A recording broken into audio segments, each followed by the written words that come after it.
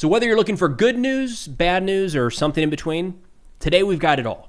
With just 2 days left on President Trump's deadline for Russia to end the war in Ukraine, today we have concrete steps towards an actual solution, but also what appears to just be more delays. Now today we're going to be looking at three major stories. First, U.S. Special Envoy Steve Witkoff just met with President Putin in Moscow earlier today. We have talk of a Trump-Putin-Zelensky meeting as early as next week, and President Trump followed through with his threats and issued tariffs on Indian oil exports as a punishment for their continued indirect funding of the Russian war machine. Now, at a high level, every one of those headlines sound good. It's a step in the right direction, no doubt. I'm a little bit nervous that when we dig into the details, as we will in today's video, there's not a lot of there. Hopefully I'm wrong. Now, I did want to provide you all with an update on a fundraiser we just started 2 days ago. We hit that goal and some. We're at like $54,000 out of a $40,000 goal in 2 days, which is insane. Every time we do one of these, I am blown away at your generosity and kindness. It's humbling to see just how many good people are out there. So thank you. From the bottom of my heart, this is incredible. It's a testament to you all. Now, we're going to close this out probably in the next 3-4 hours so we can start transferring the funds to the soldiers in the 25th and the 47th Brigades in Ukraine. They're using these for vehicles and night vision devices that will immediately start helping them save lives on the battlefield. And of course, as always, we'll be providing receipts as soon as possible. Again, from the bottom of my heart, thank you all so much. Now, starting out with an update here, President Trump issued a statement earlier today saying, quote, "My special envoy Steve Witkoff just had a highly productive meeting with Russian President Vladimir Putin. Great progress was made. Afterwards, I updated some of our European allies. Everyone agrees this war must come to a close, and we will work towards that in the days and weeks to come." And this is where you get this roller coaster. Today's video is going to be a roller coaster, so just buckle in. There's going to be some positive, some negative, and everything in between. It's positive here, right? A highly productive meeting with Vladimir Putin, but then he wraps up by saying it's going to be worked out over the coming days and weeks. And anybody who's been following these ceasefire negotiations knows that that is a problem.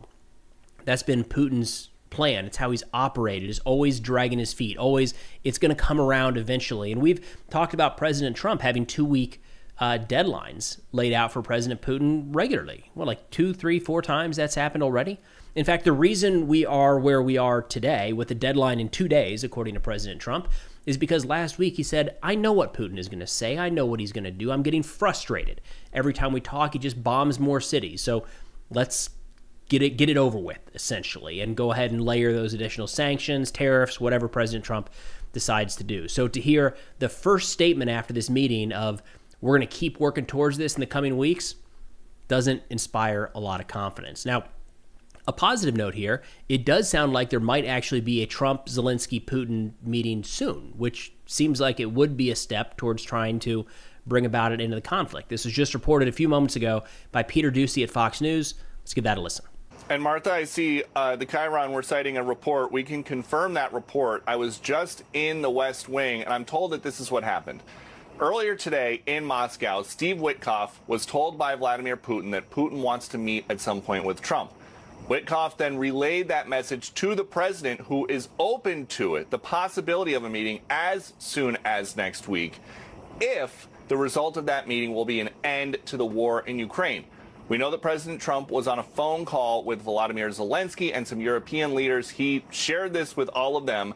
All right, look, I think that would be good. One of the issues we see in a lot of conflicts is there are preconditions set before the two sides will even get down to talk about a ceasefire. But the ceasefire is supposed to be the precondition, right? And we're still trying to get to that point between Russia and Ukraine. So if we can do away with any preconditions and just get those three people in a room, it seems like a step in the right direction. Now, this was followed by a statement issued by the White House press secretary. We'll go ahead and play this here, and it does end with a little bit of skepticism, understandably so.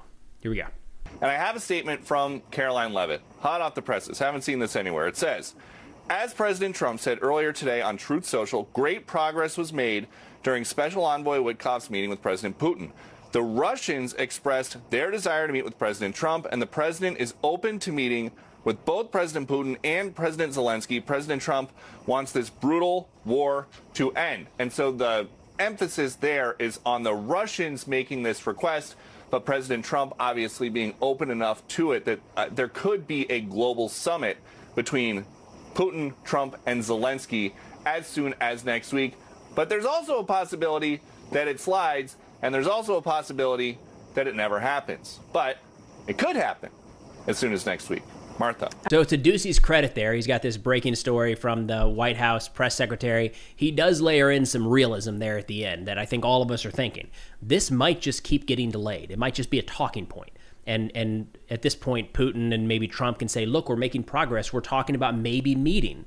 But as we've seen play out time and time and time again, this is one of Putin's tactics to delay any sort of ceasefire or end of the war talk so he can continue carrying on his war. Now, President Zelensky did issue a statement following this meeting earlier today. He said, quote, just on the way from our brigades in the Sumy region, I had a conversation with President Trump.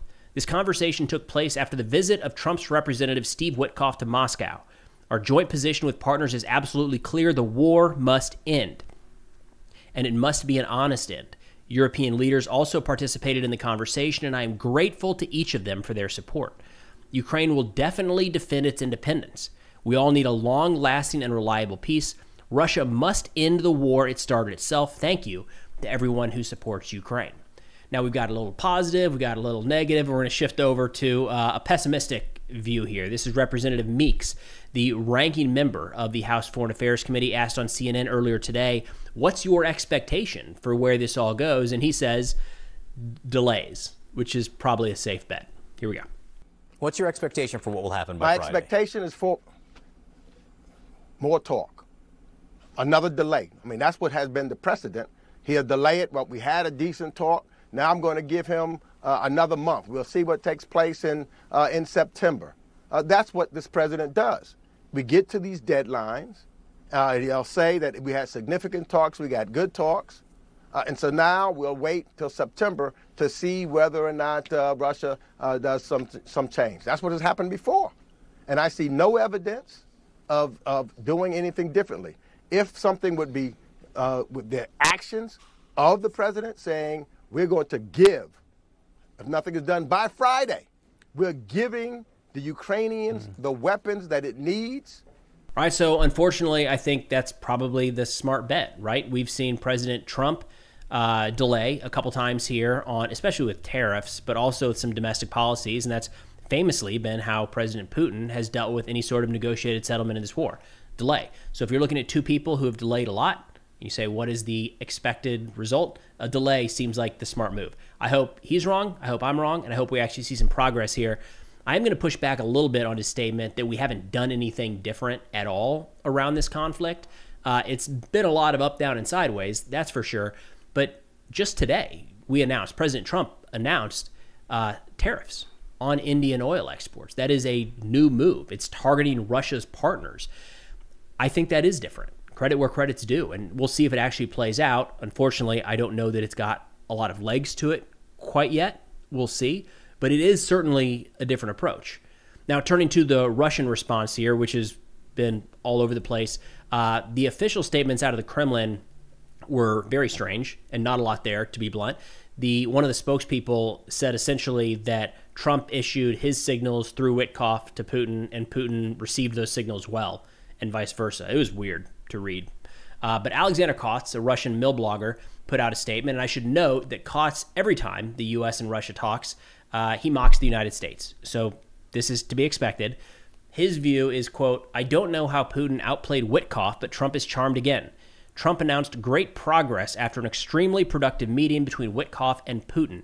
He forgot to add that this is Biden's war, not his, but that's out of an excess of feelings. The counter is reset. Trump has not been disappointed in Russia's position for 0 days.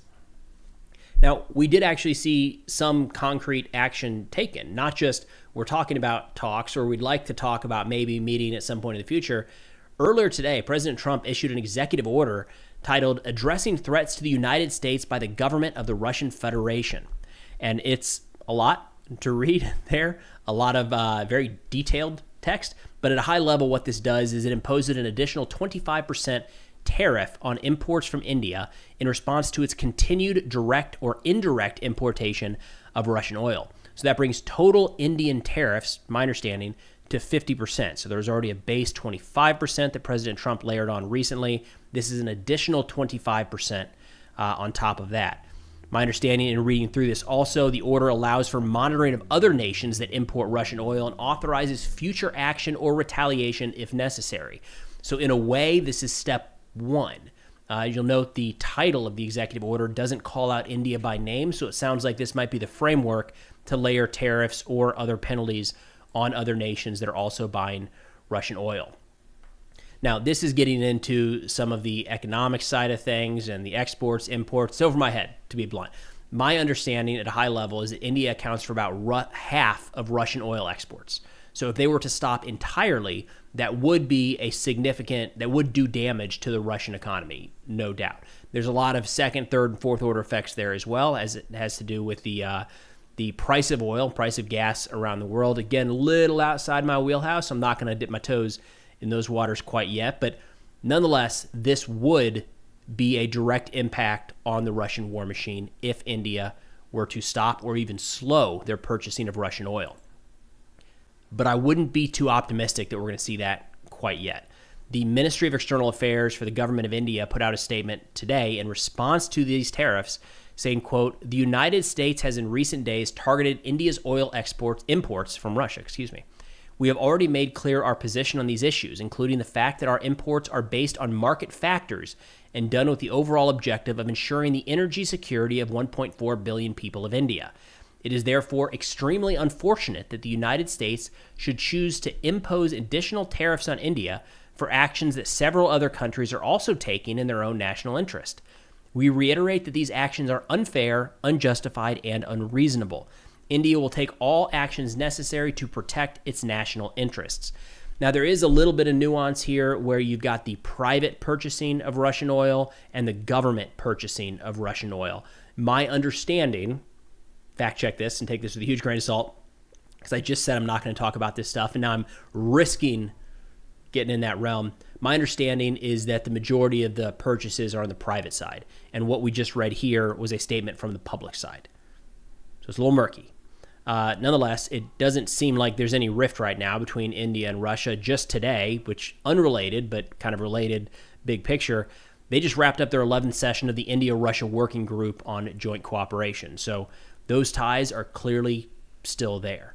Now, we are starting to see some celebration here in the United States that, again, no doubt this is a step. This is concrete action taken that we have not taken yet in this conflict, layering tariffs on Russia's partners that are purchasing their oil. That's a new step. It's a new direction. Lindsey Graham's a big fan. He says, quote, "President Trump's decision to go after countries that prop up Putin's war machine by buying cheap Russian oil is a game changer. These countries, nobody should say game changer ever anymore, right? That's just opening you up for ridicule down the road. These countries are about to pay a long overdue and heavy price. To my European friends who have been helping Ukraine, it is much appreciated." And I feel like if we'd stopped there, it would have been this real positive note from Senator Graham and like, look at everybody coming together and we're taking new steps to try to end the Russian war. But then the Europeans catch a stray here. He says, "However, it is not lost upon me or others that you, European friends, are buying oil from India, that India originally purchased from Russia. We are watching. This needs to stop now," which I believe is the Netherlands is like one of the largest purchasers of Indian oil. We'll see where that goes. Again, we're getting into very, very complex territory when you're playing with these numbers and the tariffs, especially around oil. But again, Lindsey Graham, very much on board with what we're doing right here. He put out another statement saying, quote, "President Trump and his entire team's efforts to end this bloodbath in Ukraine are paying real dividends. His decision to put an additional 25% tariff on India for purchasing Russian oil, the proceeds of which prop up Putin's war machine, was a defining moment in the war." Look, it's a little bit early to say that. Again, Lindsey Graham, kind of going with the hyperbole here, first calling this move a game changer, and now saying it's a defining moment in the war. Time will tell. Maybe it will be. I don't know if that's necessarily something you can call out in the moment.